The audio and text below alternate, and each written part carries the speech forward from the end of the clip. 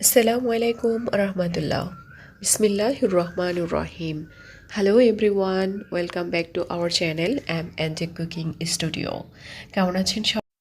আশা করছি মহান আল্লাহ তাআলার অশেষ রহমতে পবিত্র মাহে রমজানে সবাই ভালো আছেন, সুস্থ আছেন।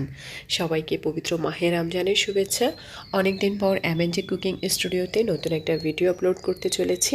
আশা করছি ভালো লাগবে। আমি আজ তৈরি করে দেখাবো মিষ্টি স্বাদের দই। খুবই টেস্টি এবং খুব সহজ পদ্ধতিতে তৈরি করে দেখাবো। আশা করছি আপনাদের ভালো লাগবে। তাই অনুরোধ জানাচ্ছি, এখনও যারা MNJ কুকিং স্টুডিওকে সাবস্ক্রাইব করেননি, অবশ্যই আজকের ভিডিও দেখে ভালো লাগলে চ্যানেলটিকে সাবস্ক্রাইব করতে ভুলবেন না, আর লিখে জানাতে পারেন কমেন্ট বক্সে আপনাদের মূল্যবান মতামত। সেই সাথে অবশ্যই একটা লাইক দেওয়ার চেষ্টা করবেন। প্রথমে আমি এখানে বেশ বড় সাইজের একটা হাঁড়িতে নিয়ে নিয়েছি প্রায় 2.5 লিটার দুধ। এটা হচ্ছে একদমই র মিল্ক। এটা পাস্তুরিত দুধ হলেও হবে, র মিল্ক যেটা কাঁচা দুধ সেটা হলেও হবে। তো যাই হোক, এটাকে আমি জাল করে একদমই অনেকখানি কমিয়ে নিয়েছি। দেখতেই পাচ্ছেন এটার কালারটাও চেঞ্জ হয়ে গিয়েছে। আর দইটা আমি যেই হাঁড়িতে সেট করব, এটা হচ্ছে পুরনো একটা দইয়ের হাঁড়ি, মিষ্টি দইয়ের হাঁড়ি। তো সেটাকে ভালো করে ধুয়ে আমি চুলার পাশে রেখে এভাবে শুকিয়ে নিচ্ছি। দইয়ের মিশ্রণটা যদি ভালো করে তৈরি করা যায়, যে কোনো পাত্রেই কিন্তু আমরা দইটাকে সেট করতে পারবো। পবিত্র এই মাহে রমজানে অবশ্যই দইটা আমাদের শরীরের জন্য বেশ উপকারী, আর চিনির পরিমাণটা কম দিলে সেটা আরও বেশি ভালো হয়। যাই হোক, তো এখানে আমি দইয়ের জন্য যে মিল্কটা রেডি করেছি, ঘন করে নিয়েছি, সেখানে স্বাদ অনুযায়ী চিনি দিয়ে দিয়েছি। দেন আমি এটাকে একটু ঠান্ডা করে নিচ্ছি। ঠান্ডার পরিমাণটা এমনটাই হবে যেটা আমার একটা আঙ্গুল দিয়ে চেক করলে এটার গরমটা আমার স্কিন সহ্য করতে পারবে।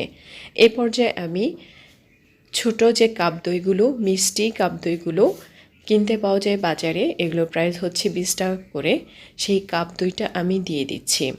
আর অবশ্যই মিষ্টি দই তৈরি করার ক্ষেত্রে মিষ্টি কাপ দইটা দিলেই সবচাইতে ভালো হয়। তো বন্ধুরা, এখানে দেখতেই পাচ্ছেন যে মিল্কটাকে একটু ঠান্ডা করার জন্য অনেকটাই ফেনা ফেনা হয়ে গেছে মিল্কটা। দেন এই পর্যায়ে আমি কাপ দইটা দিয়ে দিচ্ছি। তো এখানে টোটালি আমি 1.5 কাপ দই ইউজ করছি এবং সাথে সাথে স্প্যাচুলার সাহায্যে নাড়িয়ে মিশিয়ে নেওয়ার চেষ্টা করছি। অবশ্যই দই তৈরি করার ক্ষেত্রে মিল্কটাকে যথেষ্ট পরিমাণ ঘন করতে হবে, এতে করে দই থেকে এক্সট্রা পানি বের হবে না এবং এটার থিকনেসটা খুবই ইয়ামি হবে, ঘন হবে। তো বন্ধুরা, আমরা অবশ্যই লক্ষ্য রাখবো যে আমরা যে দইটাই তৈরি করি না কেন, টক দই অথবা মিষ্টি দই, অবশ্যই কিন্তু মিল্কটাকে ঘন করে নেব। আর এখানে আমি অতিরিক্ত কোনো কালার অ্যাড করছি না। দেখতেই পাচ্ছেন অনেকটাই কিন্তু হালকা হলদে হয়ে গিয়েছে মিল্কটা জাল করার কারণে। তো আমার এই হাঁড়িটাতে আমি মিল্কটা ঢেলে নিচ্ছি, দই মিশ্রিত মিল্কটা। তো এটা সম্পূর্ণ হয়নি, সম্পূর্ণ ভর্তি হলে দেখতে আরও ভালো লাগতো। দেন আমি এটার ঢাকনা হিসাবে ফয়েল পেপারটা ব্যবহার করছি। আর এই পর্যায়ে আমি একটা তাওয়াল দিয়ে মুড়িয়ে দেন আমি দুটো কম্পিউটারের ভিতরে, আপনারা চাইলে কম্বল বা খাতার ভেতরেও রেখে দিতে পারেন। এটা একেবারেই সনাতন একটা পদ্ধতি। আর আমি যেহেতু আজ এভাবে তৈরি করেছি, তাই আপনাদেরকে এভাবেই বলছি তৈরি করার জন্য। এই সনাতন পদ্ধতিতেই দইটা তৈরি করলে অনেক ভালো একটা রেজাল্ট পাবেন। কোনো গরম জায়গায় এক্সট্রা রাখতে হবে না, শুধুমাত্র মোটা দুটা কাঁথা অথবা কম্বল দিয়ে মুড়িয়ে যে কোনো একটা জায়গায় রেখে দিলেই হয়ে যাবে। তো আমি এই দইটা তৈরি করেছি রাত্রে প্রায় 11টার দিকে। দেন পরদিন সকালবেলা আমি এটা দেখলাম যে পারফেক্টলি হয়ে গেছে। তারপর আমি এটা ফ্রিজে নর্মাল চেম্বারে রেখে দিই। আর এই মুহূর্তটা ছিল ইফতারের মুহূর্ত। আমি ব্যস্ততার কারণে খুব ভালোভাবে এটাকে উপস্থাপন করে দেখাতে পারিনি, তবে একদম পারফেক্ট একটা রেসিপি, খুবই টেস্টি একটা দই।